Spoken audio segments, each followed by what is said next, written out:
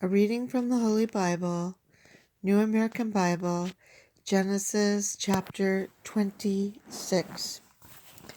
Isaac and Abimelech.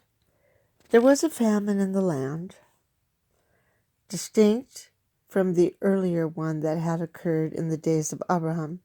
And Isaac went down to Abimelech, king of the Philistines in Gerar.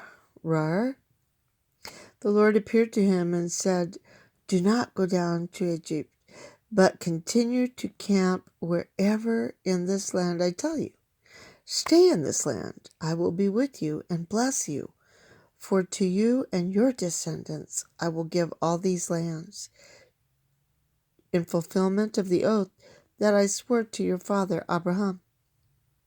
I will make your descendants as numerous as the stars in the sky and give them all these lands. And in your descendants all the nations of the earth shall find blessing. This because Abraham obeyed me, keeping my mandate, my commandments, my ordinances, and my instructions." So Isaac settled in Gerar. When the men of the place asked questions about his wife, he answered, "She is my sister." He was afraid. If he called her his wife, the men of the place would kill him on account of Rebekah, since she was very beautiful. But when he had been there for a long time, Abimelech, king of the Philistines, happened to look out of a window and was surprised to see Isaac fondling his wife, Rebekah. He called for Isaac and said, "She must certainly be your wife. How could you have said she's my sister?" Isaac replied, "I thought I might lose my life on her account." "How could you do this to us?" exclaimed Abimelech. "It would have taken very little for one of the men to lie with your wife, and you would have thus brought guilt upon us."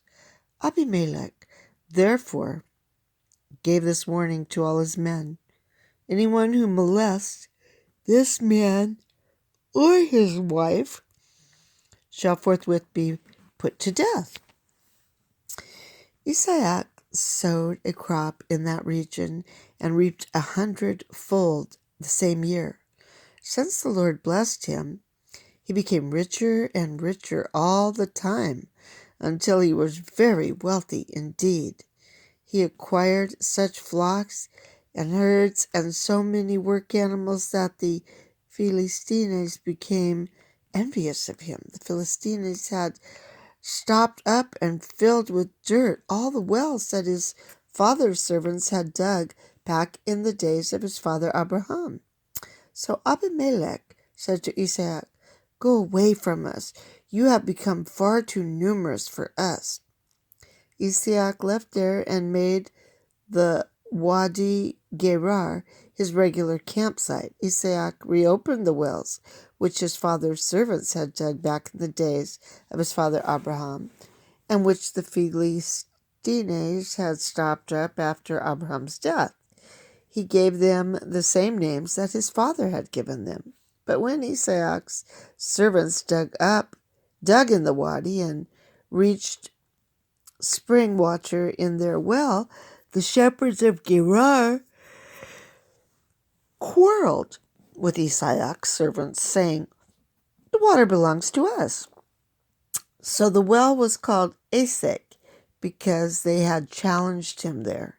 Then they dug another well, and they quarreled over that one too. So it was called Sitnah. When he had moved on from there, he dug still another well. But over this one they did not quarrel.